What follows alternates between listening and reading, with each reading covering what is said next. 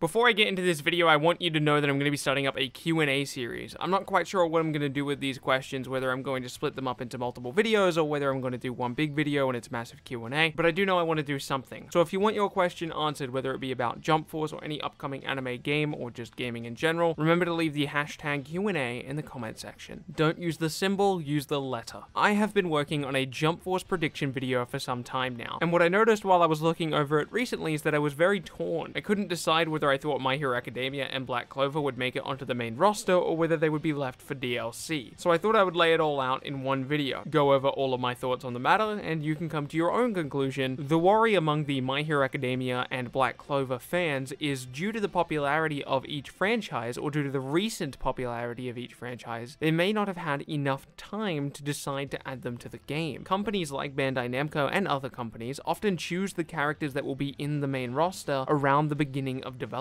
The reason some companies will choose to do this is to prevent indecisive decisions either slowing down or straight up halting development for periods of time. Some companies even decide 100% of the characters and features before a single line of code is written. Based on a couple different statements from Spike Chunsoft, it sounds like that Jump Force has been in development for around 3 years now. Let's try to be as ungenerous as possible, and let's call the cutoff point May 2015. If you're a brand new character and your popularity has increased significantly after May 2015, your chances are drastically cut. To be clear, that's an entirely hypothetical number. We have no idea when they stopped deciding new characters were going to be added to the game. We have no idea where that cutoff point actually is. This is just for the example. Alright then, let's look up some numbers. My Hero Academia has been running since 2014, more specifically July 7th, 2014. I think that's way more than enough time needed to be able to figure out whether they're going to be popular enough to be added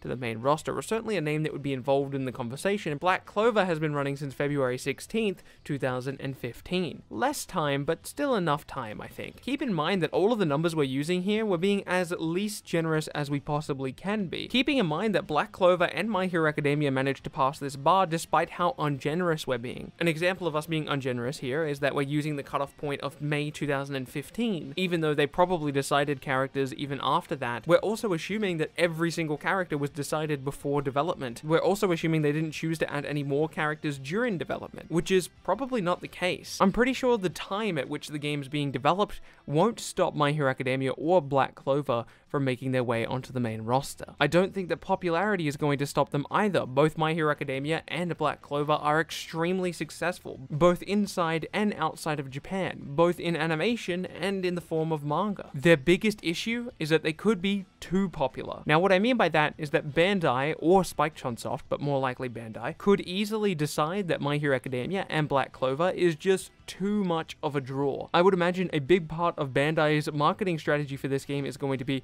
DLC. DLC is going to be a big drive of money for them because, of course, of the nature of the situation. They're going to want to sell us these characters because, of course, they're our favorite anime characters. So no doubt the sales should do well, but how can you make them do as well as possible? How can you make that look really good? Why not add two massive different franchises through DLC? Black Clover and My Hero Academia. And heck, JoJo's has not been revealed yet. Throw JoJo's onto that list. More than likely, I think a JoJo's character, or multiple JoJo's characters I should say, will be revealed during December, but that's a topic for another day, I guess. The more I look at the roster and the closer we get to launch, the more convinced I am that this is going to be the case. I'm not sure how I feel about it though. I don't know if we're going to get them on the main roster. I don't know if we're going to get one of them as DLC and the other one not as DLC. I truly don't know. However, I'm fairly certain that they will be in the game, whether it be through DLC or on the main roster, just because of their popularity, and they've certainly been around long enough to justify a spot on the roster. If I had to choose one right now as a prediction, whether I thought Black Clover and My Hero Academia were going to be on the main roster or DLC, I would probably lean more towards Black Clover and My Hero Academia both being reserved for DLC. Let me know what you think. Let me know what opinion you came to by the end of this video.